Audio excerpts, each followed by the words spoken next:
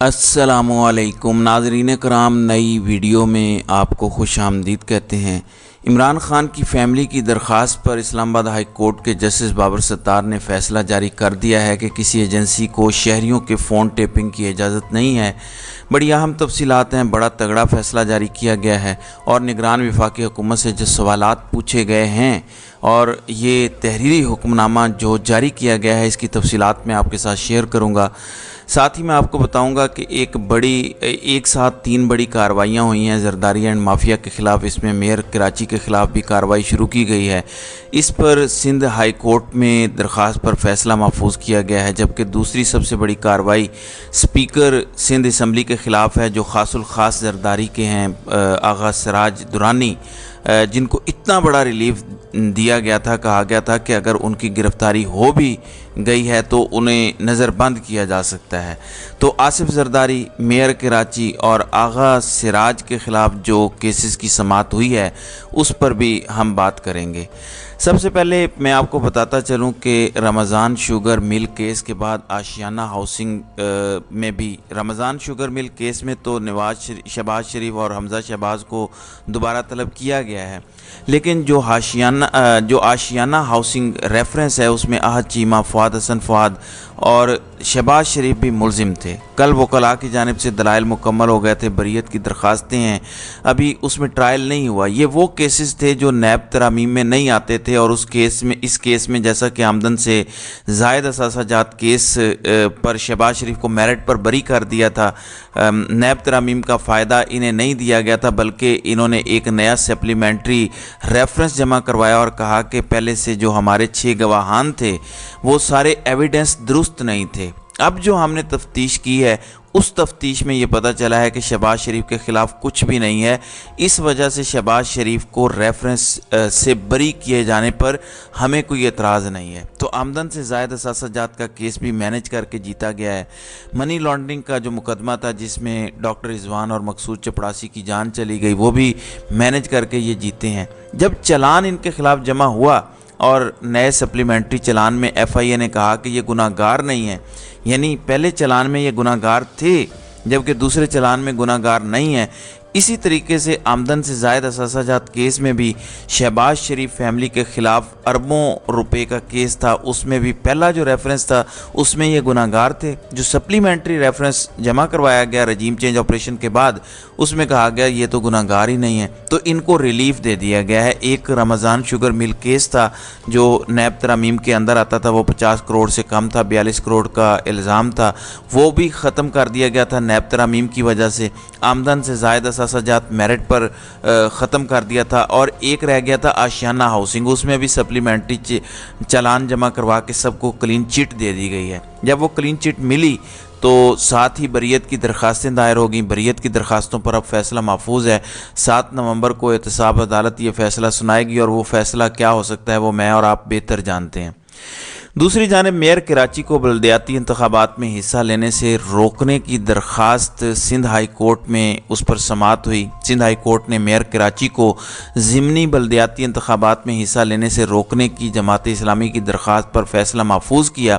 Justice Aqeel की सरबराही में 2 रुकनी bench के रूबरू मेयर कराची को ज़िमनी इंतखाबात में हिस्सा लेने से रोकने के लिए जमात इस्लामी की दरख्वास्त पर समाअत हुई। जस्टिस अकील अहमद अब्बासी ने इस्तफसार किया कि क्या मेयर को ज़िमनी इलेक्शन लड़ने की इजाज़त है।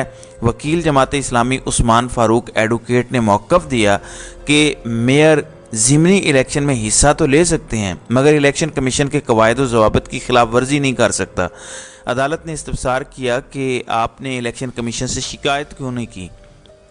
वकील जमात इस्लामी ने मौक़िफ़ अपनाया कि इलेक्शन कमीशन को दरख्वास्त दी मगर कोई कार्रवाई नहीं हुई। अदालत ने रिमार्क्स दिए कि जो इलेक्शन में हिस्सा लेगा वो अपनी मुहिम भी चलाएगा, ये सादा सी बात है, और जब अपनी मुहिम चलाएगा तो वो ज़ाब्ता अखलाक की खिलाफ वर्जी है बतौर मेयर।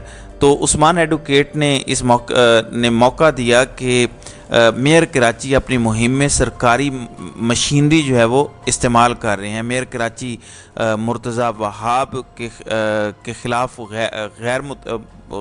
غیر متعلقہ یو سی سے پھر الیکشن لڑ رہے ہیں۔ یو سی چیئرمین کے لیے متعلقہ یو سی سے تعلق ہونا ضروری ہے۔ مرتضی وہاب کا ووٹ ابراہیم حیدری اور کماڑی میں رجسٹرڈ ہی نہیں ہے۔ عدالت نے دلائل سننے کے بعد اب فیصلہ محفوظ کیا اور کہا جا رہا ہے کہ فیصلہ آج ہی سنایا جائے گا۔ اب دیکھتے ہیں کہ سندھ ہائی کورٹ اس پر کیا فیصلہ دیتی ہے۔ دوسری جانب سندھ ہائی کورٹ نے آغا سراج درانی کو شوکاز نوٹس جاری کیا ہے۔ یہ اسپیکر سندھ اسمبلی ہیں جنہیں شوکاز جاری کیا گیا ہے۔ آمدن سے زائد اثاثہ جات کیس میں سندھ ہائی کورٹ نے 30 نومبر 2022 کو آغا سراج درانی کی حفاظتی ضمانت منظور کی تھی۔ اب آپ اندازہ کر لیں، 1 سال ہونے والا ہے۔ 30 نومبر 2022 کو حفاظتی ضمانت دائر کر کے کہا تھا کہ آپ نے متعلقہ عدالت سے رجوع کرنا ہے۔ جسٹس ظفر راجپوت نے کہا کہ حکم کے باوجود ملزم نے نیب کورٹ میں کیوں سرنڈر نہیں کیا، 1 سال ہو گیا ہے۔ یہ وہی نواز شریف والا کام ہے، حفاظتی ضمانتوں کی درخواستیں ناقابل سماعت ہیں لیکن گرفتاری سے روک دی ہے۔ تو یہ ہمارے ملک میں قانون کا مذاق ہو رہا ہے۔ اس لیے تو میں کہتا ہوں کہ اگر عمران خان یہ سارا کچھ نہ کرتے، یہ نظام اتنا کھل کے ایکسپوز کیسے ہوتا؟ جب تک یہ کھل کے ایکسپوز نہیں ہوگا تب تک اس مسئلے کا حل نہیں نکل سکتا تھا۔ یہی وجہ ہے کہ وہاں پر حفاظتی ضمانتوں کی درخواستیں ناقابل سماعت ہیں، اور ساتھ نواز شریف کو 3 دن کی پہلے اور 2 دن کی بعد میں 5 دن کی حفاظتی ضمانت بھی دی، اور جن درخواستوں پر حفاظتی ضمانت دی وہ درخواستیں ناقابل سماعت قرار دے دی۔ یعنی انوکھے سے انوکھا نظام ہے۔ وہ فیصلہ جو نگران پنجاب حکومت نے کیا، پہلے منتخب حکومت 2020 میں ان کی درخواست کو خارج کر چکی ہے۔ یہاں تو ایک عدالت جب ضمانت خارج کر دے تو دوبارہ جب ضمانت دائر ہوتی ہے تو اس سے بڑی اتھارٹی کے سامنے ہوتی ہے، لیکن یہاں پہلے ایک اتھارٹی الیکٹڈ حکومت وہ درخواست خارج کر چکی ہے، جبکہ اب ایک نان الیکٹڈ حکومت نے درخواست منظور کر لی، حالانکہ عدالت میں یہ درخواست کا حصہ تھا، نہ ایسی کوئی پریئر تھی، نہ فائل کے ساتھ وہ ڈاکومنٹ لگے، نہ آرگیومنٹ ہوئے، نہ دلائل ہوئے، کچھ بھی نہیں ہوا، اور عدالت کو الہام ہو گیا کہ کچھ کیا ہوا ہے پنجاب گورنمنٹ نے، اور وہ سٹانس ہی نہیں تھا نواز شریف کا۔ اب یہاں بھی 30 نومبر 2022 کو حفاظتی ضمانت دی تھی کہ آپ جائیں اور آپ کو تب تک گرفتار نہیں کیا جاتا، آپ جا کے متعلقہ عدالت سے رجوع کریں۔ 1 سال ہو گیا، رجوع ہی نہیں کیا گیا۔ عدالت کی جانب سے وکیل سے کہا گیا کہ پہلے آپ اس بات کا جواب دیں پھر ضمانت کا فیصلہ ہوگا۔ تو عدالت نے آغا سراج درانی سے 8 نومبر تک جواب طلب کر لیا ہے اور شو کاز نوٹس جاری کر دیا ہے کہ کیوں نہ آپ کے خلاف توہین عدالت کی کارروائی کی جائے، آپ نے عدالتی احکامات کے برخلاف یہ سب کیا۔ دوسری جانب ٹھٹھہ واٹر سپلائی ریفرنس میں بھی آصف زرداری کو نوٹس جاری کیا گیا ہے اور طلب کیا گیا ہے، جہاں آصف زرداری کے خلاف جعلی بینک اکاؤنٹ کیسز ہیں، پارک لیم ریفرنس ہے، وہیں پہ توشہ خانہ کا ریفرنس ہے، اور یہ پھر ٹھٹھہ واٹر سپلائی ریفرنس ہے۔ اس میں اہم پیش رفت سامنے آئی ہے۔ آصف زرداری سمیت 15 ملزمان کو احتساب عدالت نے طلب کیا ہے۔ اس میں عدالت کی جانب سے سابق سیکرٹری اعجاز احمد خان، علی اکبر اعجاز میمن، علی اکبر ابڑو، خواجہ عبدالغنی، مجید مناہل اور عبدالندیم بھٹو شامل ہیں۔ عدالت نے ان کو نوٹس جاری کرتے ہوئے بطور ملزم طلب کر لیا ہے اور ان کے خلاف ریفرنس کی کارروائی کو آگے بڑھایا ہے۔ اب ہم آتے ہیں ناظرین کرام آڈیو کیس کے تحریری فیصلے کی جانب۔ جسٹس بابر ستار کے پاس پہلے درخواست تھی ثاقب نثار کے بیٹے نجم الثاقب کی، پھر دوبارہ درخواست آئی عمران خان کی اہلیہ کی جانب سے عمران خان کی فیملی کی جو آڈیو ٹیپ کی جا رہی تھیں اور لیک کی جا رہی تھیں اس کے خلاف، جس پر عدالت نے اسٹے آرڈر جاری کیا تھا اور last time attorney general of Pakistan پیش ہوئے تھے اور عدالت نے کہا تھا کہ آپ یہ معاملہ کابینہ کے سامنے رکھیں اور پھر عدالت کو ہدایات لے کے تحریری جواب جمع کروائیں، عدالت اس کے اوپر فیصلہ کرے، یہ جو کچھ ہو رہا ہے یہ درست نہیں ہے۔ تو اسلام آباد ہائی کورٹ کی جانب سے آڈیو لیکس کے خلاف کیس کی سماعت کے تحریری حکم نامے میں کہا گیا کہ وفاقی حکومت نے عدالت کو آگاہ کیا کہ کسی ایجنسی کو شہریوں کے فون ٹیپنگ اور ریکارڈنگ کی اجازت نہیں ہے۔ اسلام آباد ہائی کورٹ نے کہا کہ جب وفاقی حکومت کہہ رہی ہے کہ کسی بھی ایجنسی کو شہریوں کی فون ٹیپنگ کی اجازت نہیں ہے، تو پھر کون ہے جو فون ٹیپ بھی کرتا ہے، ریکارڈنگ کے بعد لیک بھی کرتا ہے، پھر اس پر آپ ریلائے کرتے ہوئے مقدمات بھی درج کرتے ہیں اور کارروائی بھی شروع کر دیتے ہیں۔ تو عدالت نے سوال کیا کہ شہریوں کی جو الیکٹرانک سرویلنس ہے ہے اور کال ریکارڈنگ کی صلاحیت ہے وہ کس ادارے کے پاس ہے؟ اچھا کم از کم یہ تو بتا دیں کہ یہ کر کون سکتا ہے، کس کے پاس یہ پاور ہے؟ تو عدالت کی جانب سے تحریری حکم نامے میں کہا گیا کہ اٹارنی جنرل نے کہا ہے کہ وہ وزیر اعظم اور وفاقی کابینہ اس سے متعلق مشاورت کریں گے۔ اٹارنی جنرل نے عدالت کو بتایا کہ وہ مشاورت کے بعد رپورٹ عدالت میں جمع کروائیں گے۔ تو یہ بری طرح سے پھنس چکے ہیں۔ یہ جو statement attorney general of Pakistan نے دی ہے کہ کسی بھی ادارے کو اجازت نہیں ہے کہ وہ شہریوں کے فون ٹیپ کرے، اب اگر اجازت نہیں تھی اور کسی کی فون ریکارڈنگ ہوئی ہے اور وہ لیک ہو گئی ہے، تو آپ نے بجائے اس کے کہ اس پر انکوائری کرتے کہ کس نے ٹیپ کی اور کس نے لیک کی، آپ نے ڈائریکٹ جس کی آڈیو ہے مبینہ ان کے خلاف کارروائی شروع کر دی۔ تو مطلب تو یہ ہے کہ بدنیتی تھی۔ تحریری حکم نامے کے مطابق وزیر اعظم کے سیکرٹری دفاع اور داخلہ اور چیئرمین پی ٹی اے نے اپنا جواب جمع کروا دیا ہے۔ حکومت کے جواب کے مطابق کسی ایجنسی کو شہریوں کے فون ٹیپنگ اور ریکارڈنگ کی اجازت نہیں ہے۔ شہریوں کے فون ٹیپنگ یا سرویلنس کے لیے جج سے وارنٹ لیا جا سکتا ہے۔ جسٹس بابر ستار نے کہا کہ وزیر اعظم کے پرنسپل سیکرٹری آئندہ سماعت پر تحریری رپورٹ عدالت میں جمع کروائیں۔ وزیر اعظم آفس بتائے فون ٹیپنگ کی اجازت دی گئی تھی، کسی کو اختیار دیا گیا یا وارنٹ حاصل کیے گئے؟ وفاقی حکومت کی جانب سے اگر ایسا کوئی قدم اٹھایا گیا تو تفصیلات جمع کروائی جائیں۔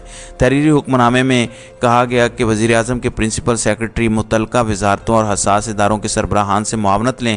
عدالت امید کرتی ہے کہ وفاقی حکومت مطلوبہ معلومات کے ساتھ ایک واضح رپورٹ پیش کرے گی، نہیں تو قانون اپنا رستہ خود بنائے گا۔ تو عدالت نے کہا کہ پاکستان کے پاس صلاحیت اور فعال نیشنل سیکیورٹی انفراسٹرکچر موجود ہے۔ یہ تسلیم نہیں کیا جا سکتا کہ عدالت کے علم میں آئے بغیر کسی دشمن ایجنسی نے ملک کے اعلیٰ ترین پبلک آفس کی کالز ریکارڈ کر لیں، اور یہ بھی نہیں مانا جا سکتا کہ عدالت کے ریاست کے علم میں آئے بغیر غیر ریاستی عناصر نے وزیر اعظم آفس کی کالز ریکارڈ کی۔ اب اس میں چیف جسٹس کی فیملی اور سابق وزیر اعظم کی فیملی کی کالز ہیں۔ آپ کو پتہ ہے کہ سائفر کیس میں آڈیو لیک پر ایف آئی اے نے بھی ایک مقدمہ درج کیا ہوا ہے آڈیو لیکس کا۔ اس میں عمران خان کے ساتھ اعظم خان، شاہ محمود قریشی کی آڈیو لیک ہے۔ تو بابر ستار اصل اس جڑ کو پکڑ رہے ہیں کہ اگر پاکستان کے اداروں کو اجازت نہیں ہے وہ نہیں کر سکتے، تو یہ تو اور زیادہ خطرناک بات ہوگی کہ کسی دشمن ملک نے پاکستان کے وزیر اعظم کے آفس میں یا وزیر اعظم ہاؤس میں یہ سارا کچھ کیا ہے، یا پھر کسی ریاستی عناصر نے بغیر ریاست کی اجازت کے یہ سارا کچھ کیا ہے، تو یہ بہت خطرناک ہوگا۔ اس پر پرنسپل سیکرٹری کو کہا ہے کہ جوابات جمع کروائیں۔ اب دیکھتے ہیں کہ اس پر آنے والے دنوں میں مزید کیا پیش رفت ہوتی ہے۔